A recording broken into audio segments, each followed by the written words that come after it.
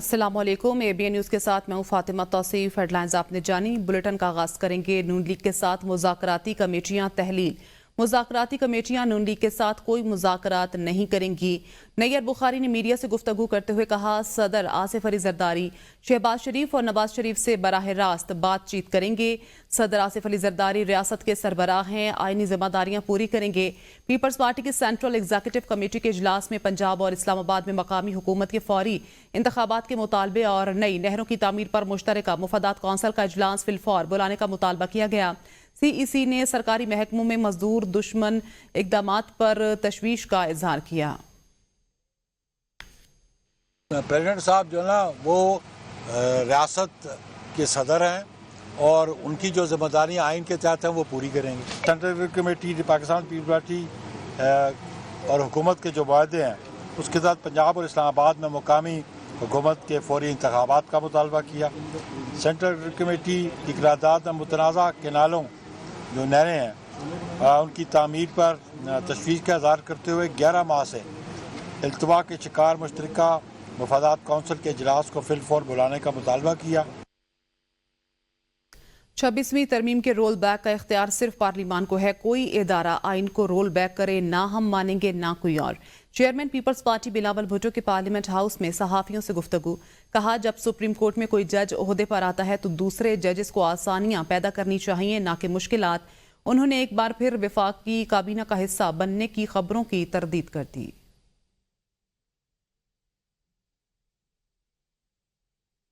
हुकूमत और अपोजिशन के दरमियान मुज़ाकरात के लिए कायम कमेटी का इजलास तलब कर लिया गया। स्पीकर ने हुकूमती और अपोजिशन मुज़ाकराती कमेटियों का चौथा इजलास 28 जनवरी को बुला लिया।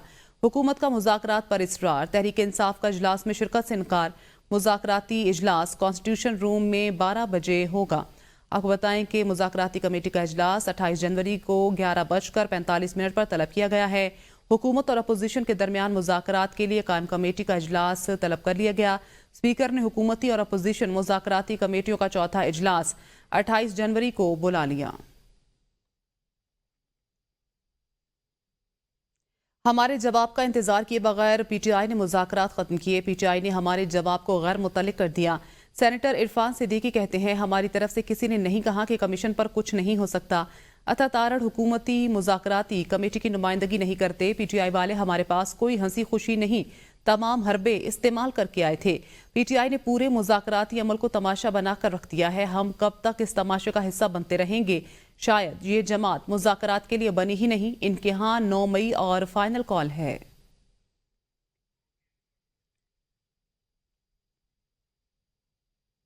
चेयरमैन PTI बैरिस्टर गोहर का कहना है कि हुकूमत के पास 7 दिन थे। ये किस चीज़ को राज रखना चाहते थे? हमने जो तहरीरी मुतालबात दिए थे वो कई दिन से सोशल मीडिया पर थे। ये इतना ही कह देते कि हम जुडिशल कमीशन बना रहे हैं। जब तक बानी PTI नहीं कहते हम किसी मुज़ाकरात का हिस्सा नहीं बन रहे। मैटर 7 दिन का था, थर्सडे का था, कल का दिन भी ज़ारा गुजर गया। अगर इल्हाम की बात नहीं है, उनको चाहिए था कि कर देते। 7 दिन कितनी एक बड़ी दिन है, इसमें कौन सी बात है? आप ये कह देते कि हम कमीशन बनने जा रहे हैं। कहाँ कमीशन बैठेगा, कौन जज होंगे, क्या TORs होंगे, कितने वक्त में रिपोर्ट आएगी, रिपोर्ट का क्या बनेगा, कहाँ पब्लिश होगा, ये बातें वो करते हो। ये बड़ी मुख्तसर सी बात है, इसमें कौन सी ऐसी बड़ी बात है? स्टेट सीक्रेट है कि आप कहें इन राइटिंग देंगे, मीटिंग में देंगे। क्या हमने जब इन राइटिंग दिए थे पहले भी खुले हुए थे, डिमांड ओरल थे, हमने कहा था मिनट्स, और हमने जब मिनट्स उमर साहब लेके गए और उमर साहब ने वहाँ उनको हैंड ओवर कर लिया तो वो सोशल मीडिया पे थे। हुकूमत इतनी सिक्रेसी किस चीज़ की रख ली थी? अगर डिक्लेयर कर दे तो वो डिक्लेयर करते। इसलिए खान साहब की हिदायत के मुताबिक किसी और मीटिंग में शिरकत नहीं करें। कौमी असम्बली में पाकिस्तान तहरीक इंसाफ के जुनेद अकबर बिला मुकाबला चेयरमैन पब्लिक अकाउंट्स कमेटी मुंतखब हो गए। मुस्लिम लीग नून के तारिक फजल चौधरी ने उनका नाम तजवीज़ किया। नून लीग के सेनेटर अफनानुल्लाह ने भी जुनेद अकबर के नाम की तायद की। आखिरकार पब्लिक अकाउंट कमेटी के चेयरमैन और अपोजिशन एक पेज पर आ गए। कमेटी ने 1 साल बाद PTI के जुनेद अकबर चेयरमैन PAC मुंतखब कर लिया। कमेटी मेंबरान ने भी जुनेद अकबर खान को कमेटी को चलाने पर ताउन का यकीन दिलाया। PTI रहनुमा आमिर डोगर कहते हैं, चेयरमैन PAC के इंतखाब में 1 साल लगा, हुकूमत जिम्मेदार है। शहबाज शरीफ को चेयरमैन PAC बनाया गया तो कोई पैनल नहीं मांगा गया था। नून लीग के रहनुमा तारिक फजल चौधरी ने कहा, इत्तेहादियों के दबाव के बावजूद PTI को चेयरमैनशिप देने का फैसला किया। शहबाज शरीफ को क्रेडिट दूंगा। अपोजिशन लीडर उमर अयूब कहते हैं, हुकूमत की बदउनवानियां PAC में सामने आती हैं। जुनेद अकबर बानी PTI PTI کے ویژن کے مطابق چلیں گے۔ PTI نے اسپیکر قومی اسمبلی کو عمر ایوب، جنید اکبر، عامر ڈوگر، خواجہ شیراز، عادل خان بازئی کے نام بھیجے۔ شیخ وقاص اکرم کے نام فہرست میں سے نکال دیا گیا تھا۔ پارلیمنٹ کا مشترکہ اجلاس، اپوزیشن کے شور شرابے میں 4 بل منظور، باقی مؤخر۔ اپوزیشن اراکین کا احتجاج، او کی آوازیں، نعرہ بازی، ایجنڈے کی کاپیاں پھاڑ دیں۔ PTI ارکان پوسٹرز اور پلے کارڈز لے کر ایوان میں آئے۔ عمر ایوب کو نقطہ اعتراض پر بات کرنے کی اجازت نہ ملی۔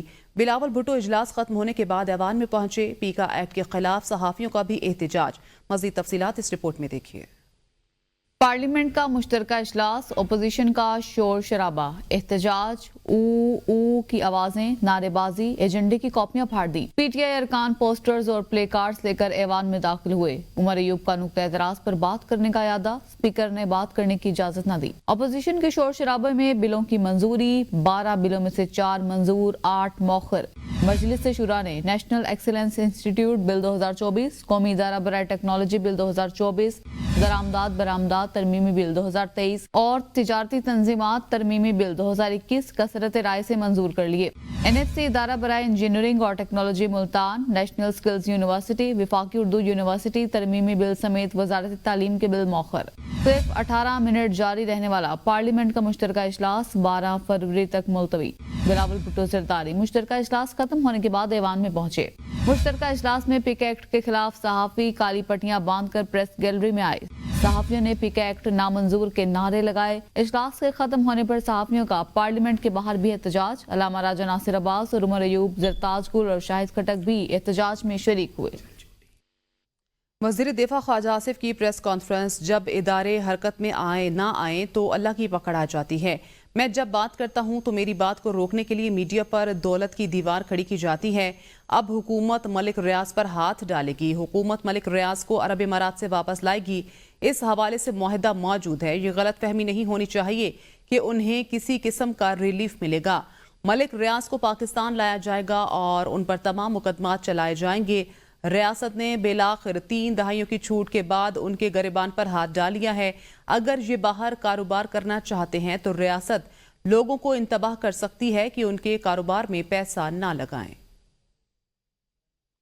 اگر کوئی سمجھے یا کسی کو کوئی خوش فہمی یا غلط فہمی ہو کہ یہ کسی طرح کوئی کمپرومائز ہوگا، ان کو کوئی ریلیف ملے گی، نہ ہمارا عدالتی سسٹم ان کو ریلیف دے گا، نہ کوئی سیاسی قوت جو ہے یہ افورڈ کر سکتی ہے کہ ان کو اب ریلیف دلائے۔ ان کی اگر ایکسٹریڈیشن کی پروسیڈنگ سٹارٹ کی جاتی ہیں تو ان کو یہاں بھی لایا جائے گا۔ Accountability at the highest level, ultimately 25-30 سال کی چھوٹ کے بعد جو ہے ان کے گریبان پہ ہاتھ ڈال لیا ہے۔ 70 سے زائد چھوٹی بڑی گاڑیاں شائع خورنوش اور ادویات لے کر پارا چنار پہنچ گئیں۔ گورنر ہاؤس پشاور میں متاثرین کرم کے لیے امداد فراہمی کی تقریب کا انعقاد۔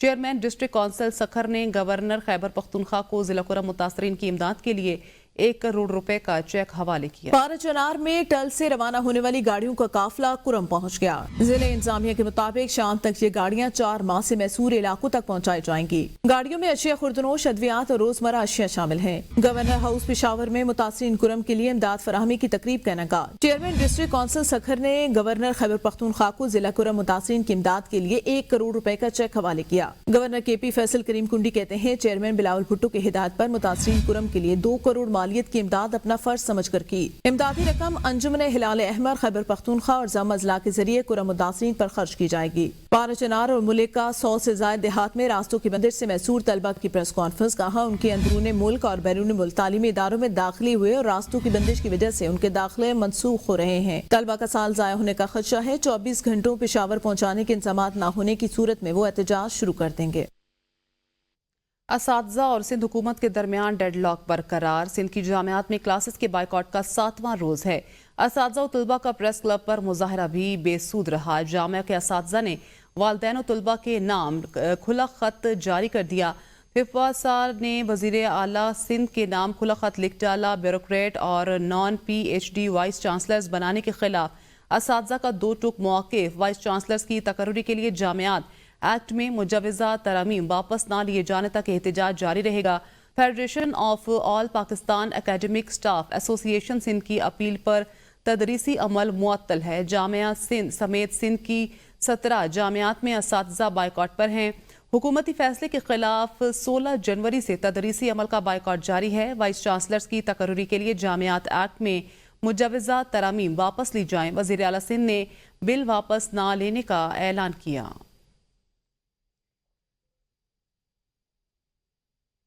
سندھ میں گیس کی لوڈ شیڈنگ کے خلاف قرارداد سندھ اسمبلی نے متفقہ طور پر منظور کر لی۔ سینئر صوبائی وزیر شرجیل انعام میمن کا کہنا تھا کہ گیس لوڈ شیڈنگ بھی زیادتیوں کا تسلسل ہے جو صوبے کے ساتھ کی جا رہی ہیں۔ آئین کہتا ہے جہاں سے گیس نکلے وہاں پہلے دو۔ شرجیل میمن نے کہا وفاقی حکومت کی ذمہ داری ہے کہ آئین پاکستان میں جو لکھا ہے اس پر عمل کریں، ایسا نہ ہو کہ لوگ اپنے حقوق کے لیے سڑکوں پر آ جائیں۔ پیپلز پارٹی کے رکن اسمبلی ہیر سوہو نے کہا سندھ میں اچھی خاصی گیس پیدا ہوتی ہے پھر بھی سندھ میں گیس لوڈ شیڈنگ ہوتی ہے۔ جماعت اسلامی کے رکن اسمبلی محمد فاروق نے کہا گیس جہاں سے نکلتی ہے وہاں کے لوگوں کا حق ہے۔ CNG لانچ کر کے پمپ بنا دیے گئے، بڑی بڑی بسیں CNG پر چل رہی ہیں۔ لوڈ شیڈنگ کو ختم ہونا چاہیے۔ MQM کے رکن اسمبلی راشد خان گیس نہ ہونے کی وجہ سے انڈسٹریز بند ہو رہی ہیں۔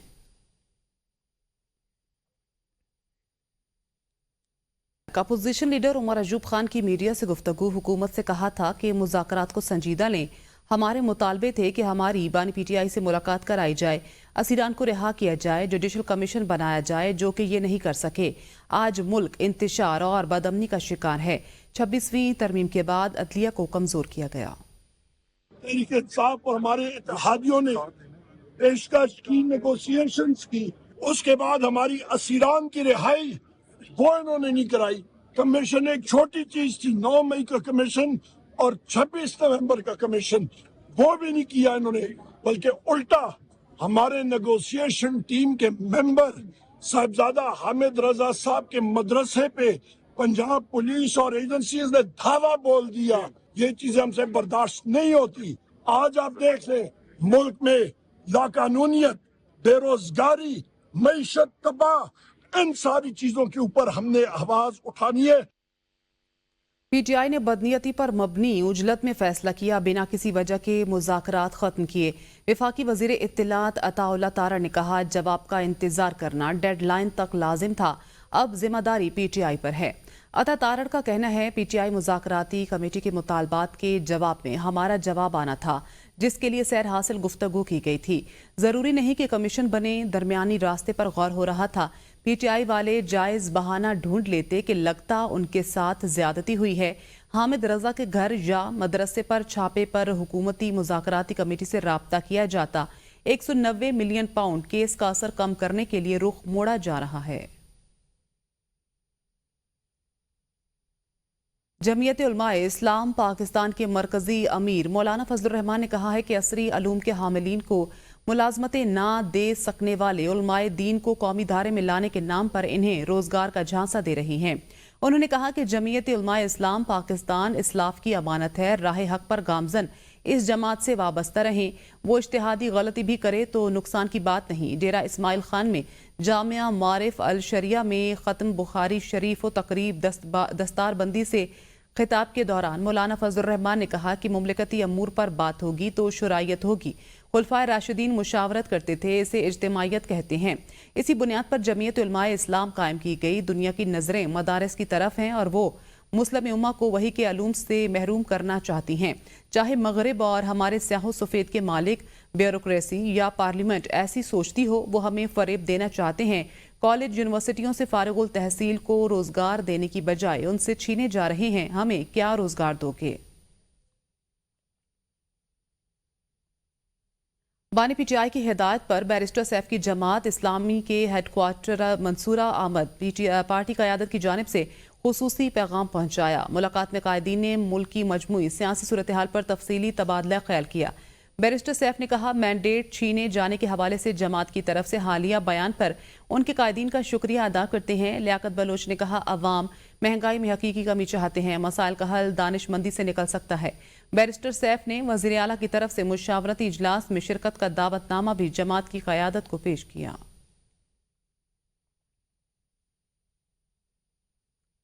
سپریم کورٹ کے آئینی بینچ کے سربراہ جسٹس امین الدین خان نے کہا ہے بطور سینئر جج آئینی بینچ میں انتخابی شفافیت قائم کی، تیز انصاف کی فراہمی، چیلنجز اور مواقع اہم موضوع ہیں۔ محدود وسائل، انفراسٹرکچر اور پروسیجرز انصاف کی فراہمی میں چیلنج ہیں۔ سپریم کورٹ کے آئینی بینچ کے سربراہ جسٹس سمین الدین خان کا ملتان میں کانفرنس سے خطاب میں کہنا تھا کہ یہ میرے لیے اعزاز کی بات ہے کہ میں یہاں نظام انصاف پر کانفرنس میں شریک ہو سکا۔ میں خود ملتان ہائی کورٹ بار سے ہوں۔ ہمارے آئین میں ہر شہری کو فیئر ٹرائل کا حق حاصل ہے۔ مل کر کیس مینجمنٹ سسٹم کو اپناتے ہوئے انصاف کی فراہمی کو تیز کر سکتے ہیں۔ ججز اور وکلا کی ٹریننگ کے ذریعے بھی انصاف کی جلد فراہمی کو ممکن بنایا جا سکتا ہے۔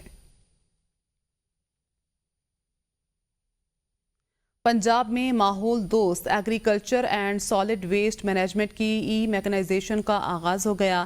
وزیر اعلیٰ پنجاب مریم نواز سے بیجنگ AI فورس ٹیک کے CEO اور چیئرمین ہانوی کی قیادت میں وفد کی ملاقات ہوئی۔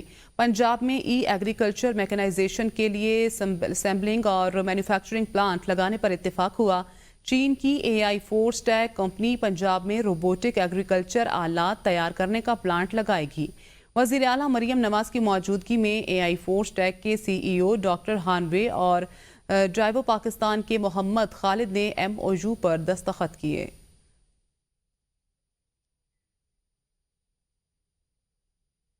وزیر اعلیٰ خیبر پختونخوا نے ترقیاتی اور فلاحی منصوبوں کو میرٹ کی بنیاد پر شفاف انداز میں وقت مقررہ کے اندر مکمل کرنے کی ہدایت کی۔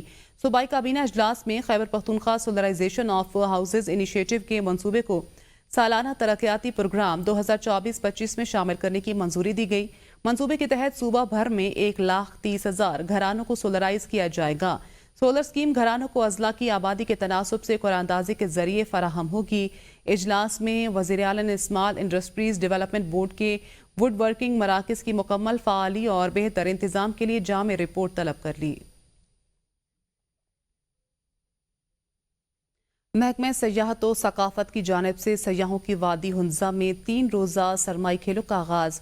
آئس ہاکی مقابلوں میں 10 ٹیمیں حصہ لے رہی ہیں، جس میں خواتین کی ٹیمیں بھی شامل ہیں۔